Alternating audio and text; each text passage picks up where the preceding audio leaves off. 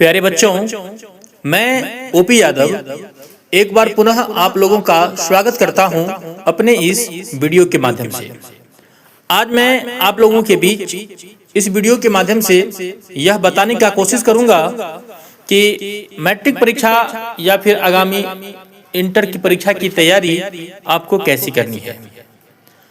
चर्चा शुरू करने से पहले हमारी आप लोगों से एक रिक्वेस्ट है कि आप हमारे वीडियो को अंत तक देखिए और अगर आपको हमारी बातें पसंद आती है, हमारा गाइडलाइन अगर आपको अच्छा लगता है, आप हमारे वीडियो को लाइक, शेयर और चैनल को सब्सक्राइब जरूर कर दीजिएगा।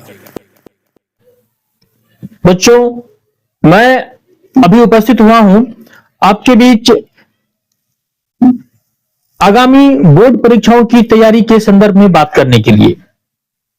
आप जानते हैं कि फरवरी 2026 में मैट्रिक और इंटर की वार्षिक परीक्षाएं होनी है और इसलिए इस परीक्षा के लिए जो भी विद्यार्थी मैट्रिक और इंटर में होगी, अब उनके धड़कन तेज हो चुका होगा। उनका हार्ट बीट अब परीक्षा के नाम से ही फास्टली धड़कने लगा होगा। इसलिए सबसे पहला आपको धैर्य रखना है, आपको घबराना नहीं है, क्योंकि अब आपका सुनहरा पल शुरू हुआ है।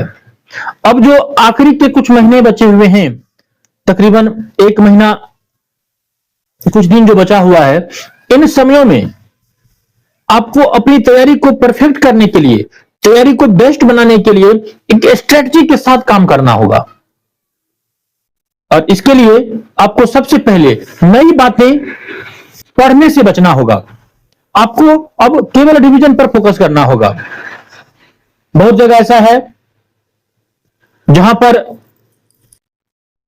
सिलेबस समाप्त हो चुके हैं, हो जाना चाहिए। अगर आपके कोचिंग में या जहां भी आप पढ़ते हो, अगर आपका वहां पे सिलेबस समाप्त नहीं हुआ हो, तो मेरी आपसे रिक्वेस्ट है, आप रिवीजन पर फोकस करो।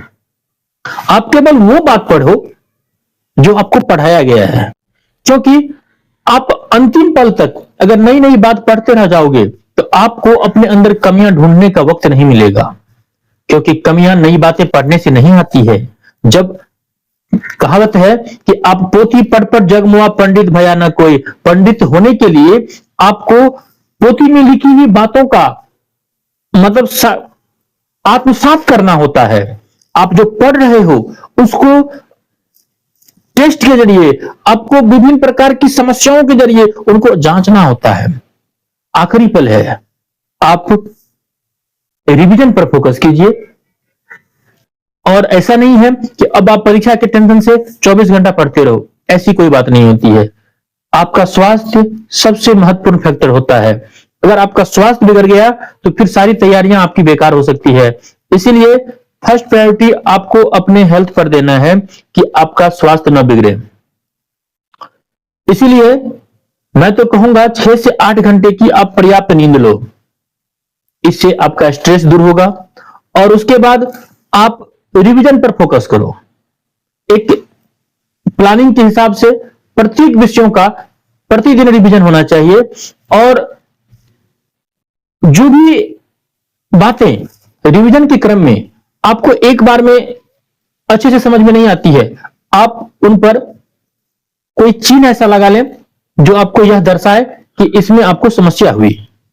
फिर जब दोबारा आप रिपीट करोगे तो सबसे पहले उन प्रश्नों को या उन तथ्यों को देखना है जो तथ्य आपको पहली बार में समझ में नहीं आया था, और इसी क्रम से आपको एग्जाम तक दोहराते रहना है।